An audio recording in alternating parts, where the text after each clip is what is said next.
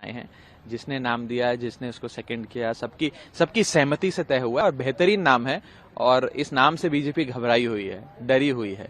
और मैं आपको एक और चीज बताना चाहूंगा कि इस नाम के अंदर इस देश के हर प्रांत का, हर भाषा का, हर संस्कृति का एक प्रकार से सम्मेलन सा होता है और बेहतरीन नाम है, जिसे देखकर एनडीए बिल्कुल घबराया हुआ है। और मुझे लगता है कि इंडिया ही जीतेगा 2024 में भी। प्रधानमंत्री आप कुछ ना बोले, यही तो इस देश की खूबसूरती है कि अलग अलग प्रांतों से आने वाले, अलग अलग भाषा से, अलग अलग संस्कृति से आने वाले लोग भी एक झंडे के नीचे, एक छतरी के नीचे आ गए।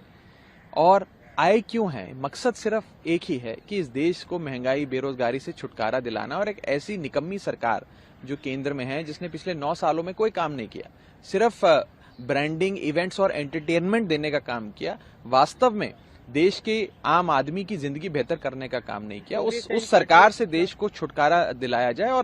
और जो मोटे मोटे तौर पे आप देखिए, जो भी 27-28 दल साथ आए, जिनका एक अलायंस बना है, जिसका नाम इंडिया है, Indian national developmental inclusive alliance.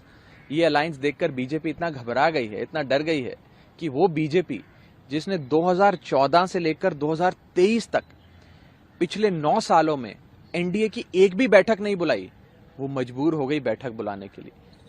वो भाजपा जिसने एक एक कर अपने तमाम घटक दल, जितने भी उनके अलायंस पार्टनर्स थे, उन सबको कहा कि जाना है तो जाओ, सबके लिए दरवाजे खोल दिए, जिसमें जेडीयू चला गया, चंद्रबाबू नायडू की टीडीपी चली गई, जिसमें नीतीश कुमार का जेडीयू चला गया, प्रकाश सिंह बादल का शिरोमणि अकाली दल चला गया, तमाम बड़े राजनीतिक दल छोड़ के चले गए। आज उसी बीजेपी को इतना डर सता रहा है कि अब उन्हें अपना कुनबा बढ़ाने के लिए छोटी छोटी पार्टियों को जोड़ना पड़ रहा है। कुछ 38 पार्टियां शायद जोड़ी हैं, जिसमें से मुझे लगता है कोई 32 पार्टियों का तो नाम भी हमने आज तक नहीं सुना कभी। और ये भी बताया जा रहा है कि शायद उन 38 पार्टियों में से 24 पार्टियां ऐसी हैं जिसका पार्लियामेंट में एक भी सांसद नहीं है। तो आप देखें कि किस प्रकार से एक थ्योरेटिकल एक्सरसाइज बीजेपी ने करी है कि बस 38 चिल्लाएं कि हम लोग अब बहुत बड़े हो गए, हमारा कुनबा 38 का हो गया एनडीए का। और अंत में इतना कहना चाहूंगा कि प्रधानमंत्री मोदी जी और बीजेपी तो अक्सर ये कहा करती थी कि एक अकेला सब पर भारी, मोदी बनाम ऑल अदर्स, मोदी बनाम मैनी, ये चुनाव हुआ करता था। आज बीजेपी ये नहीं कह रही एक अकेला सब पर भारी। आज उन्हें भी अपने अलायंस पार्टनर्स की, घटक दल की जरूरत पड़ गई। अब ये चुनाव एनडीए वर्सेस इंडिया हो गया है, इंडिया वर्सेस एनडीए हो गया है। और जब इंडिया का सामना किसी से होता है तो आप जानते हैं कि जीतता तो इंडिया ही है। बिल्कुल, आप लोग लगातार हमला कर रहे हैं एनडीए और बीजेपी पे, लेकिन आपके अब नए घटक की बात करते हैं तो क्या ये सच है कि अब आप लोग एक दूसरे पे हमले नहीं करेंगे? ऐसा कुछ इंस्ट्रक्शन दिया गया है कि आप कांग्रेस के खिलाफ ना बोले, टीएमसी के खिलाफ? देखिए, राजनीतिक मतभेद या वैचारिक मतभेद तो अक्सर एक परिवार के भीतर होते हैं, एक परिवार में भी होते हैं। नहीं, देखिए, एक परिवार के भीतर भी होते हैं, पर मुझे लगता है कि जो मेन मुद्दे हैं इस देश के, महंगाई कैसे दूर करनी है, बेरोजगारी कैसे दूर करनी है, उन सारे मुद्दों पे साथ में आएंगे लोग तो जरूर इस देश की बढ़ोतरी होगी। और आप याद करें 70 का दशक, मैं अक्सर इस बात को कहता हूं कि जब इस देश में इमरजेंसी लागू हुई थी और उस समय की बड़ी शक्तिशाली सरकार थी मिसेज इंदिरा गांधी की, उस सरकार को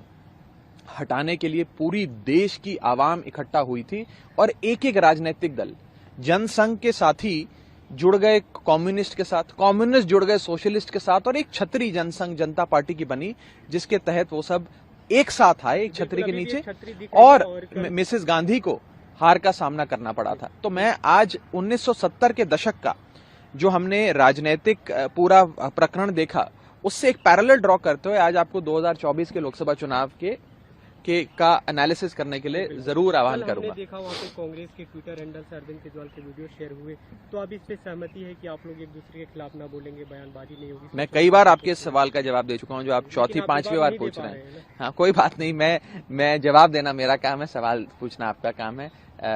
जैसा कि मैं कह रहा हूं, वैचारिक मतभेद और राजनीतिक मतभेद चलते रहते हैं, हो सकता है आगे भी चलेंगे, लेकिन जो गूढ़ बात वो है कि देश को महंगाई, बेरोजगारी से कैसे छुटकारा दिलाना है, देश की उन्नति कैसे हो, सोशल वेलफेयर स्कीम्स कैसे लाई जाएं, इन सब पर अगर एक समानता से, एक यूनैनिमिटी से एक राय बनती है सबकी, तो इससे बेहतर इस देश के लिए कुछ नहीं हो सकता। क्या ये जो नाम है उसे लेकर मतलब ये खबरें आ रही हैं कि कैसे उस पर सहमति बनी, नाम का प्रस्ताव किसने दिया, डेवलपमेंटल होना चाहिए, डेमोक्रेटिक होना चाहिए, ये सब? आपको नाम कैसा लगा, आप बताएं। नाम तो मतलब अच्छा लगा आपको? मैं अच्छा बुरा कैसे कह सकता हूँ, आप लोग अपनी नहीं, आपको अच्छा लगा कि नहीं, पहले बताएं। जाना है, आप बताइए इसका स्वरूप देखिए, कैसे ये सामने आया, कोई किसने क्या सोचा है? क्रेडिट लेने की लड़ाई नहीं है कि किसने प्रस्ताव दिया, किसने सेकंड किया। मैं उस विषय पे ना जाते हुए ये कहूंगा कि बेहतरीन नाम है और इसमें देश का हर एक नागरिक समाता है और इससे बेहतर नाम शायद हो नहीं सकता था। और मुझे लगता है कि जब जब हिंदुस्तान का, इंडिया का मुकाबला किसी से हुआ है तो इंडिया हमेशा जीता है, क्योंकि सत्य हमेशा इंडिया के साथ खड़ा है। तो मुझे ये विश्वास है कि 2024 के चुनाव में भी चक दे इंडिया हो जाएगा और इंडिया जीतेगा। कोई भी रिसर्च होता है, कोई भी खोज होती है तो आविष्कारक का नाम सामने आता है। हम वो आपसे जानना चाहते हैं। नहीं, मैं कतई भी इस क्रेडिट वॉर में नहीं पढ़ना चाहूंगा। मुझे लगता है कि सब एक प्लेटफॉर्म पे साथ आए हैं, जिसने नाम दिया, जिसने उसको सेकंड किया, सबकी सहमति से तय हुआ और बेहतरीन नाम है। और इस नाम से बीजेपी घबराई हुई है, डरी हुई है। और मैं आपको एक और चीज बताना चाहूंगा कि इस नाम के अंदर इस देश के हर प्रांत का, हर भाषा का, हर संस्कृति का एक प्रकार से सम्मेलन सा होता है और बेहतरीन नाम है, जिसे देखकर एनडीए बिल्कुल घबराया हुआ है। और मुझे लगता है कि इंडिया ही जीतेगा 2024 में भी।